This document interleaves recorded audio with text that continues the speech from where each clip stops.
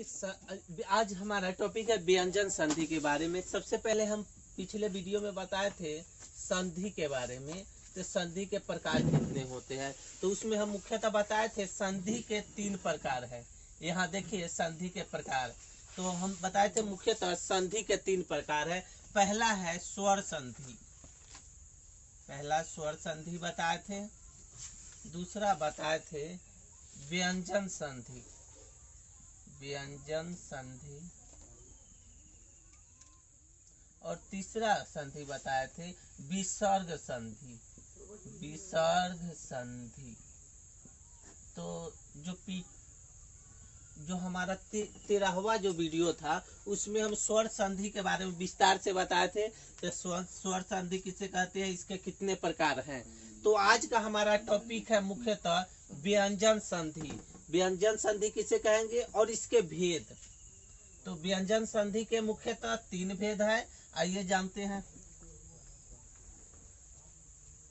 व्यंजन संधि के भेद,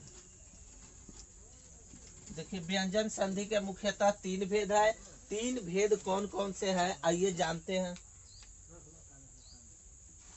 एक में आता है जसत्व, जसत्व संधि। 2 में अनुनासिक संधि, अनुनासिक संधि। और 3 में मुख्यतः छत्व संधि, छत्व संधि। तो इन्हीं संधियों के माध्यम से बनाने का जो तरीका है वो आज हम लोग समझेंगे। तो जसत्व संधि के बनाने का तरीका क्या है, अनुनासिक संधि के बनाने का तरीका और छत्व संधि के बनाने का तरीका। क्योंकि संधि में मुख्यतः परिभाषा में यही पूछा जाता है संधि किसे कहते हैं, इसके प्रकार कितने हैं, और यही तीनों प्रकार के बारे में आपसे पूछा जाएगा। लेकिन इसका जो वर्णन है, भेद की चर्चा अधिकतर नहीं की जाती है। मुख्यतः इसका प्रयोग विच्छेद में किया जाता है बनाने के नियम में। तो आपसे मुख्यतः संधि विच्छेद ही इस टॉपिक से अगर आपसे कोई सवाल बनाया जाएगा, उदाहरण वगैरह, तो संधि में सिर्फ यही पूछा जाएगा संधि किसे कहते हैं, इसके प्रकार कितने हैं और प्रकारों का वर्णन करना है। तो ये मुख्यतः हो गया समझने के लिए। आज हम लोग आपको बताएंगे व्यंजन संधि के बनाने का तरीका। जसत्व संधि जो है उसको हम किस प्रकार बनाएंगे, और व्यंजन संधि के मुख्यतः बनाने के कौन कौन से तरीके हैं, इसके बारे में चर्चा करेंगे आज।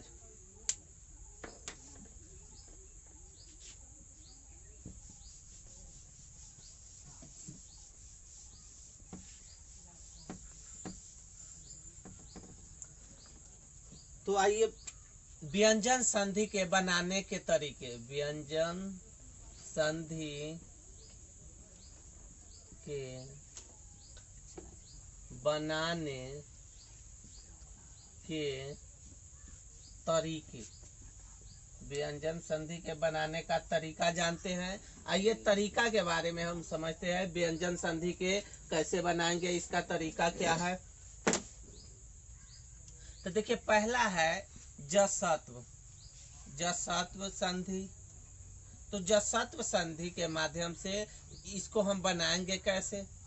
तो जसत्व संधि के बारे में हम बताते हैं, इसके बनाने के तरीका के बारे में। अब आइए जानते हैं जसत्व जो संधि है उसके बनाने का तरीका किस प्रकार का होगा। तो देखिए वर्ग के पहले वर्ग का तीसरे वर्ण में परिणत, इसमें पहला जो वर्ण होता है उसके तीसरे वर्ण में परिणत कैसे होगा। तो देखिए यदि स्पर्श व्यंजन के प्रथम अक्षर क च ट त प के आगे कोई स्वर अथवा किसी वर्ण का तीसरा या चौथा वर्ण य र ल व आए तो क च ट त प के स्थान पर तीसरा वर्ण प्रयोग होगा। स्पर्श व्यंजन के साथ प्रथम अक्षर क च ट त प आएगा तो उसके साथ अगर कोई स्वर होगा तो डायरेक्ट हम उसके वर्ण के स्थान पे तीसरे वर्ण का प्रयोग करेंगे। जैसे देखिए यहाँ किस प्रकार हम इसको बनाएंगे, जसत्व संधि के बनाने का तरीका क्या होता है। तो यदि स्पर्श व्यंजन के साथ अक्षर क च ट प के आगे कोई स्वर अथवा किसी वर्ण का तीसरा अक्षर अगर होगा तो वो तीसरा अक्षर, पहला अक्षर डायरेक्ट तीसरे अक्षर में बदल जाएगा। जैसे देखिए क का तीसरा अक्षर क्या होगा तो ग, च का क्या होगा तो ज। इसी तरह इसमें तीसरे अक्षर में परिवर्तन हो जाता है। तो कोई स्पर्श व्यंजन के प्रथम अक्षर क च ट प के आगे कोई स्वर होगा अथवा किसी वर्ग का तीसरा या चौथा य र ल व आए तो क च ट प के स्थान पर इसका तीसरा वर्ग प्रयोग होगा। तो तीसरा वर्ण क्या होगा, जो क है तो उसका तीसरा ग हो जाएगा, अगर च है तो तीसरा ज हो जाएगा, त है तो तीसरा त हो जाएगा, अगर प है तो तीसरा क्या हो जाएगा तो ब हो जाएगा। तो आइए इसी प्रकार से हम समझते हैं जो जसत्व संधि है उसके बनाने का तरीका में क्या होता है, पहले वर्ण के स्थान पे तीसरा वर्ण में परिवर्तन हो जाता है। पहला जो वर्ण होता है वो हट के तीसरे वर्ण का प्रयोग किया जाता है। तो इसका जो बनाने का तरीका है मुख्यतः यही तरीका है इसके बनाने का। इसमें करते क्या है, स्पर्श व्यंजन के प्रथम अक्षर जो होता है अगर उससे पहले कोई स्वर होगा या य र ल व का कोई अक्षर होगा तो वो जो शब्द है क डायरेक्ट ग में परिवर्तन हो जाएगा, जो च है डायरेक्ट ज में परिवर्तन हो जाएगा, तो अपने तीसरे अक्षर में आ जाएगा। जैसे आइए उदाहरण के माध्यम से समझाते हैं कि तीसरे अक्षर में कैसे परिवर्तित होगा।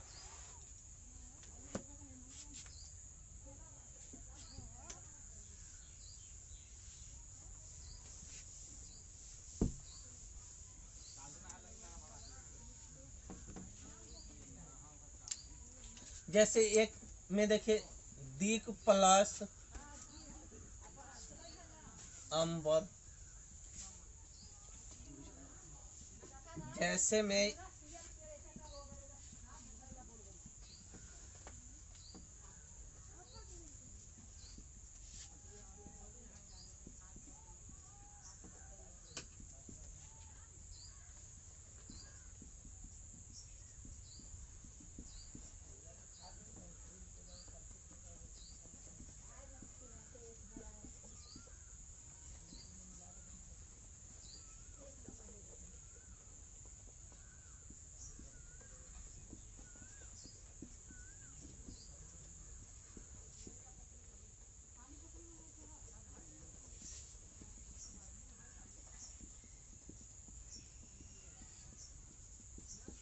तो देखिए यही बनाने का मुख्यतः नियम है। और इस क के साथ जो हलंत का प्रयोग किया गया है तो इसका मतलब हो जाएगा आधे वर्ण के रूप में। तो देखिए पहला जो है क के से पहले यहाँ जो जसत्व संधि बनाने का तरीका है तो यहाँ देखिए क से पहले हर्ष इकार की मात्रा है तो ई क्या हो जाएगा, हर्ष इकार क्या आता है स्वर्ण में होता है। तो इसी क के स्थान पर यहाँ तीसरा वर्ण प्रयोग होगा। तो क के स्थान पे तीसरा वर्ण क्या होगा तो क के जगह पे ग का प्रयोग होगा। तो यहाँ देखिए दीग अंबर हो जाएगा, यहाँ देखिए दी क के जगह पे ग हो जाएगा। और इसको पूरा तरह से बनाएंगे तो ग यहाँ जो क है इसके जगह पे ग हो जाएगा। तो दीक प्लस अंबर को यहाँ क के जगह ग का प्रयोग करते हैं तो दिगंबर हो जाएगा। उसी तरह दूसरा है सत प्लस आचार है तो यहाँ देखिए यहाँ पे क्या दिया है, यर लवा का जो है डंटी सा दिया हुआ है तो यर लवा का जो शब्द है उसके बाद तो का प्रयोग हो रहा है। तो यही जो तो है इसके स्थान तो के स्थान पे दो का प्रयोग होगा। तो इसको हम कहेंगे सदाचार।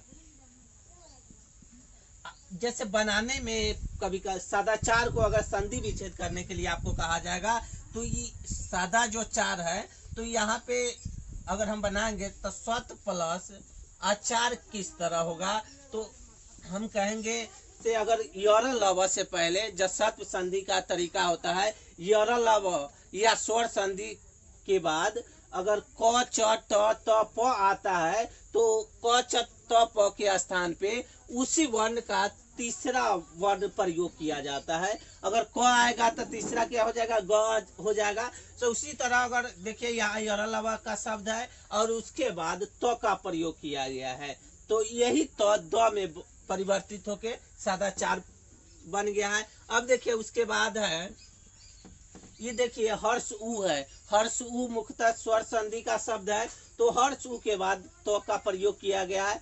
तो यही तो यहाँ पे मुख्यतः तो द में प्रयोग हो जाएगा। तो उद प्लस योग बराबर क्या होगा, तो उद्योग। उसके बाद हमारा दिक प्लस विजय, तो यहाँ हर्ष ई की मात्रा है, तो हर्ष ई की मात्रा स्वर का प्रयोग हुआ है यहाँ, और स्वर के बाद क है, तो इसी क को ग में बदल कर यहाँ पे ग में परिवर्तित कर देंगे।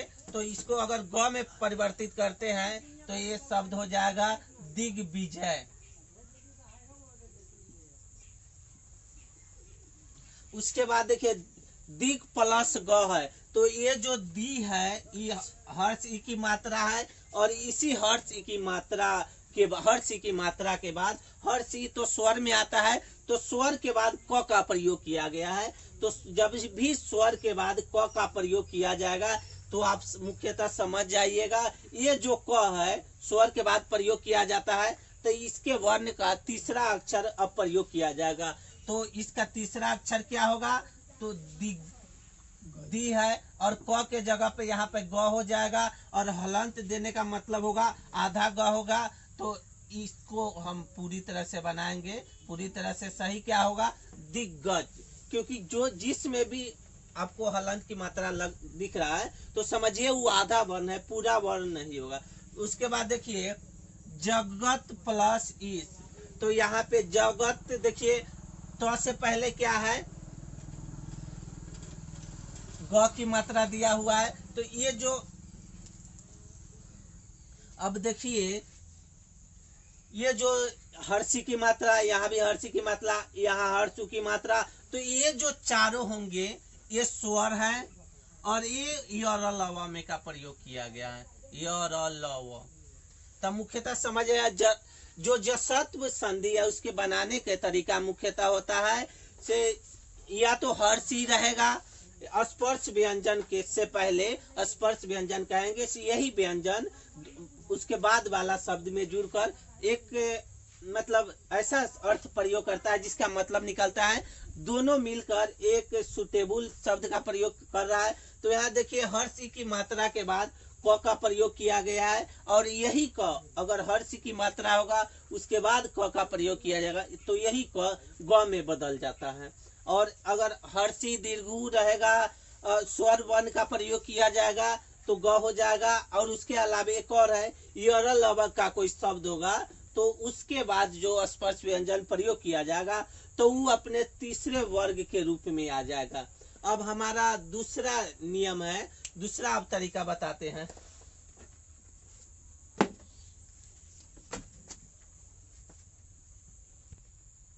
अब व्यंजन संधि का जो दूसरा प्रकार है अनुनासिक संधि है, और इसके बनाने का तरीका मुख्यतः क्या है, तो इस वर्ग के पहला जो वर्ग है वो पांचवें वर्ग के रूप में परिवर्तित कैसे होता है, तो वो देखिए तरीका इसके बनाने का। अगर आप संधि विच्छेद बनाते हैं तो इसका तरीका क्या होगा, तो देखिए स्पर्श व्यंजन के साथ प्रथम अक्षर अगर क च ट त प के स्थान पर कोई अनुनासिक व्यंजन, तो अनुनासिक व्यंजन देखिए न म होता है आए तो उसके स्थान पे क्या होगा, तो उसके स्थान पे उसी वर्ग का पांचवा अक्षर प्रयोग होगा, जो पांचवा होता है उसी का पांचवा प्रयोग होगा। तो जैसे यहाँ देखिए अनुनासिक व्यंजन का प्रयोग कहाँ किया गया है, तो देखिए दूसरे शब्द में यहाँ प्रयोग किया गया है। तो इसी में न के बाद देखिए न के बाद न से पहले जो स्वर, यहाँ पे न से पहले जो स्पर्श व्यंजन प्रयोग किया गया है तो इसी स्पर्श व्यंजन का जो पांचवा होगा तो पांचवें के रूप में परिवर्तित हो जाएगा। तो देखिए यहाँ पे अनुनासिक व्यंजन का प्रयोग किया गया है न का, और इससे पहले जो स्पर्श व्यंजन है तो ये जो त है ये आखिरी जो इसका वर्ण होगा पांचवा वर्ण उसके रूप में प्रयोग किया जाएगा। तो देखिए तो ये क्या हो जाएगा, तो ये मुख्यतः पांचवें रूप के प्रयोग हो गया है। तो देखिए स्पर्श व्यंजन के साथ प्रथम अक्षर अगर ये पांचों होगा और इसके स्थान पर कोई अनुनासिक होगा तो अनुनासिक क्या हो जाएगा, नम होगा उसके स्थान पे, तो वो अपने वर्ग का पांचवा अक्षर हो जाएगा। तो यहाँ देखिए तो अनुनासिक से पहले क्या है, तो है, तो ये जो शब्द तो है ये डायरेक्ट अपने पांचवें रूप में आ जाएगा। तो पांचवा रूप क्या हो जाएगा, तो जगन्नाथ हो जाएगा, जगन्नाथ। उसके बाद देखिए चित्त, ये म है अनुनासिक और इससे पहले त है, तो ये त क्या हो जाएगा, ये भी मुख्यतः न के रूप में प्रयोग हो जाएगा, तो इसको कहेंगे चिन्मय। उसके बाद उसके बाद देखिए उत्तमत है, तो ये जो त है नौ में हो जाएगा, तो उन्मत हो जाएगा ही। और इसी तरह देखिए उत प्लस नति है, तो ये नौ में बदल जाएगा, तो उन्नति हो जाएगा। उसी तरह यहाँ है सत प्लस मति, तो ये जो त पांचवें अक्षर के रूप में आ जाएगा, तो हो जाएगा सन्मति। तो ये तो था हमारा दूसरा तरीका बनाने का, अनुनासिक संधि का जो दूसरा तरीका है उसके अनुसार देखिए स्पर्श व्यंजन के साथ अगर प्रथम अक्षर ये पांचों आ जाएगा और इसके स्थान पे कोई अनुनासिक होगा न म से संबंधित, तो न म से संबंधित देखिए यहाँ पे है, तो इसी से पहले जो स्पर्श व्यंजन है तो वही देखिए अपने पांचवें अक्षर के रूप में परिवर्तित हो जाएगा। अगर क रहेगा तो पांचवें अक्षर में चला जाएगा, च रहेगा तो पांचवें अक्षर में, अगर ट रहेगा तो पांचवें अक्षर में। तो मुख्यतः ये तीनों का पांचवें अक्षर के रूप में प्रयोग मतलब कभी कभी मिलता है, अपवाद में इस तीनों का पांचवें अक्षर का प्रयोग कहीं किया जाता है। लेकिन ये जो त है और प है पांचवें अक्षर का, इसका प्रयोग बहुत जगह आपको देखने का मिलेगा, लेकिन इस तीनों का प्रयोग पांचवें अक्षर के रूप में आपको कहीं नहीं मिलेगा। तो आइए अब तीसरा जो तरीका है हम उसके बारे में जानते हैं, छत्व संधि के बारे में।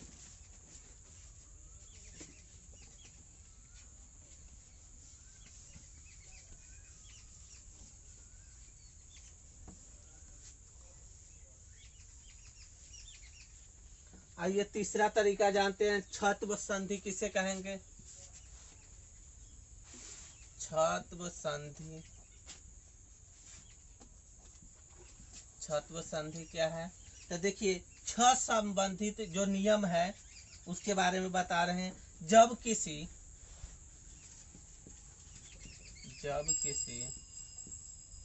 ह्रस्व या दीर्घ के आगे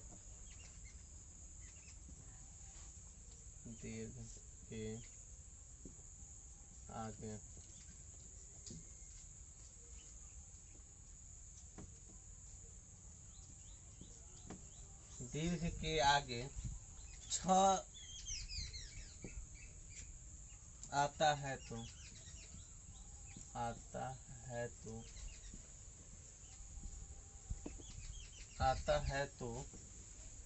छ के पहले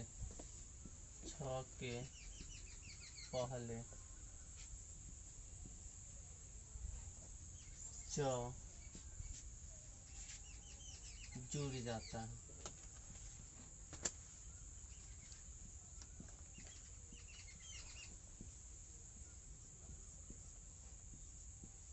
देखिए छत्व संधि के तरीका क्या होगा, तो जब किसी हर्ष या दीर्घ के आगे छ आता है तो छ के पहले च जुड़ जाता है, खुद ही हर्षित दीर्घी रहेगा तो उसके आगे छ का प्रयोग जो किया जा रहा है, तो छ के पहले च खुद जुड़ जाता है। देखिए जैसे में परिच्छेद,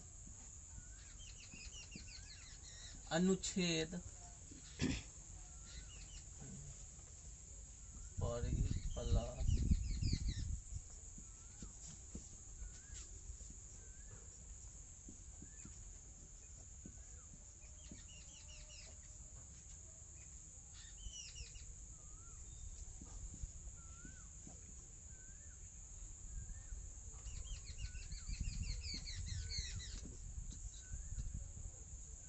देखिए क्या होता है छत्व संधि, तो जब किसी ह्रस्व या दीर्घ के आगे, हर्षु या दीर्घु के आगे छ होता है और छ के पहले छ होता है तो छ के पहले च खुद ब खुद जुड़ जाता है। तो यहाँ देखिए परिच्छेद है, तो यहाँ क्या प्रयोग किया गया है, हर्ष ई का प्रयोग किया गया है।